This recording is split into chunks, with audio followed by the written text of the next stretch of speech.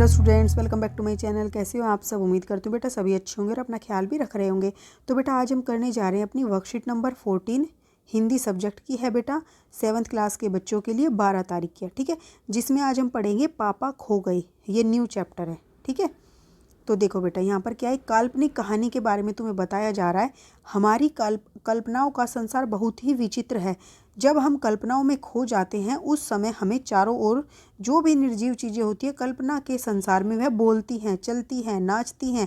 ठीक है, ऐसा होता है बेटा। जो चीज़ें हम कभी बोलते चलते फिरते नहीं देखते वो हमें क्या करती हैं, सपनों में या कल्पना में क्या करती हैं, ऐसी चलती हुई, बोलती हुई, नाचती हुई दिखाई देती है।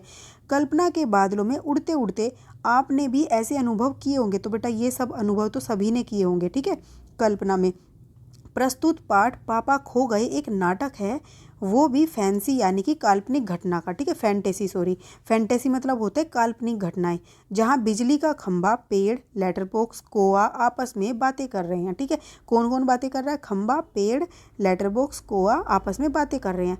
पाठ में एक लड़की भी है जिसे अपने घर का रास्ता नहीं पता है।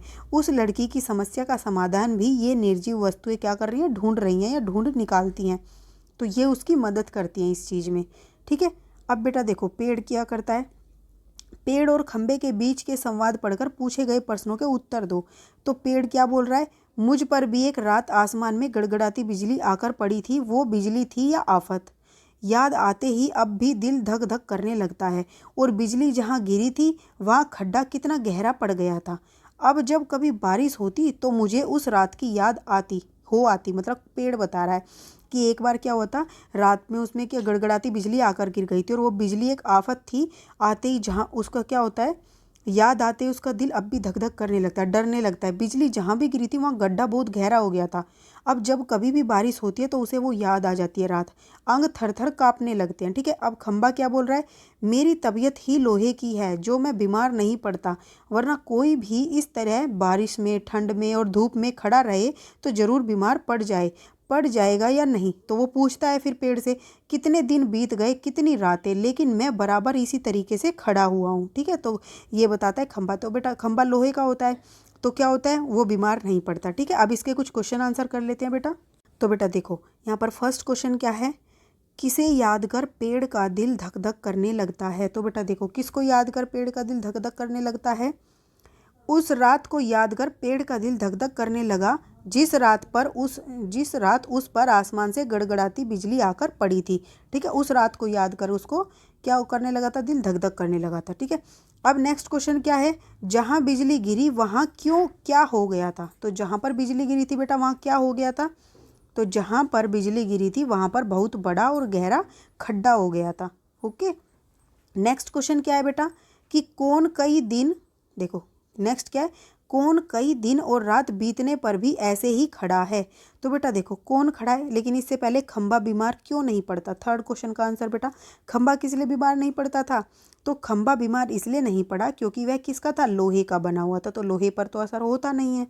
ठीक है, नेक्स्ट क्या है बेटा, कई बार आपने सुना भी होगा कि कोई काम होता है तो कई कहते हैं कि हम लोहे के नहीं हैं, हम इतना काम नहीं कर सकते। ठीक है, तो अब नेक्स्ट देखो, कोई कई दिन और रात बीतने पर भी ऐसे ही खड़ा है। कौन खड़ा है बेटा? खंबा। ठीक है, तो आप इसका आंसर क्या लिख दोगे? खंबा कई दिन और रात बीतने पर भी ऐसे ही खड़ा है। ओके, अब देखो बेटा आपको फिफ्थ क्वेश्चन क्या दिया है, आप भी किन्हीं दो निर्जीव वस्तुओं के बीच संवाद अपनी कल्पना से लिखिए। आपको एक कल्पना करनी है दो भी किसी निर्जीव वस्तुओं के बारे में और उनके बीच में जो बातचीत हो रही है वो आपको लिखनी है, कल्पना करनी है। ठीक है, तो देखो बेटा मैंने आपको एक दी है, आप अपने तरीके से भी लिख सकते हो। देखो यहाँ पर क्या है, एक बार मटके और फ्रिज में आपस में बातचीत हो रही थी जो मैंने सुनी। दोनों में अपने को अधिक महत्वपूर्ण बताने की होड़ लगी हुई थी। ठीक है, तो देखो बेटा फ्रिज क्या कहता है, फ्रिज मुझे लोग बहुत पसंद करते हैं क्योंकि मैं उन्हें गर्मी में ठंडी चीज़ें उपलब्ध कराता हूँ। वह धूप भरी गर्मी में आकर मेरा पानी पीते हैं। यहाँ पर वह, ठीक है, क्या करते, यहाँ वह आएगा, वह धूप भरी गर्मी में आकर मेरा क्या करते, या फिर वे लगा दो इसको, वे धूप भरी गर्मी में आकर मेरा पानी पीते हैं। फिर मटका क्या बोलता है, तुम धूप भरी गर्मी में ठंडा पानी तो देते हो परंतु तुम्हारे पानी को पीकर सभी लोग बीमार पड़ जाते हैं। देखो बेटा फ्रिज का पानी पीते तो हमें क्या होता है, हम बीमार हो जाते हैं। ठीक है, जबकि मेरे पानी को पीने से उनको शीतलता प्रदान होती है, गर्मी से राहत मिलती है और साथ ही वे बीमार नहीं पड़ते। तो ये मटके की खासियत है वो बता रहा है। अब फ्रिज क्या कहता है, तुम पानी तो ठंडा करते हो पर तुम ज़्यादा दिनों तक सही सलामत नहीं रहते। तो बेटा देखो, मटका कहीं थोड़ा सा भी उसको कुछ हुआ तो तिड़क जाता है, गिर के टूट जाता है, फूट जाता है, ठीक है। तो कई बार ठंडा भी नहीं कर पाता। तो फिर मटका क्या कहता है कि तुम भी यदि बिजली ना हो तो किसी को भी ठंडा पानी नहीं पिला सकते, परंतु मैं किसी भी समय कभी भी ठंडा पानी पिला सकता हूँ, इसलिए मेरा महत्व तुमसे अधिक है। तो ये बेटा मैंने आपको काल्पनिक मटके और फ्रिज के बारे में जो कहानी थी वो बताई। आप अपने तरीके से कोई भी लिख सकते हो, ठीक है। तो ये इस वीडियो में बेटा इतने। अपना नेक्स्ट टॉपिक हम अपनी नेक्स्ट वीडियो में करेंगे। तब तक के लिए ऐसे हंसते रहिए, मुस्कुराते रहिए, पढ़ते रहिए और आगे बढ़ते रहिए। Thank you.